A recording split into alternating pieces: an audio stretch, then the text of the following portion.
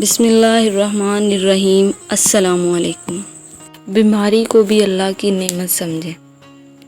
سیدنا ابو ہریرہ رضی اللہ تعالیٰ عنہ کہتے ہیں کہ نبی صلی اللہ علیہ وآلہ وسلم نے فرمایا، مسلمان جب بھی کسی پریشانی، بیماری، رنج و ملال، تکلیف اور غم میں مبتلا ہو جاتا ہے، یہاں تک کہ اگر اسے کوئی کانٹا بھی چبھ جائے تو اللہ تعالیٰ اسے اس کے گناہوں کا کفارہ بنا دیتا ہے۔ امام ابن تیمیہ رحمۃ اللہ علیہ فرماتے ہیں، بہت سے مریض بغیر دعا کے ہی شفا یاب ہو جاتے ہیں۔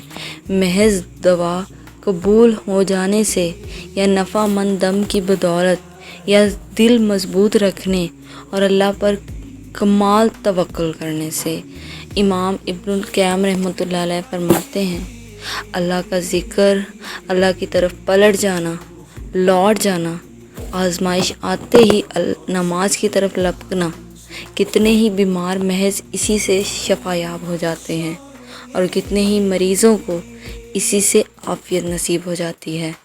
حافظ ابن رجب رحمۃ اللہ علیہ فرماتے ہیں، آسانی کا انتظار کرنا بھی عبادت ہے، کیونکہ آزمائش ہمیشہ نہیں رہتی۔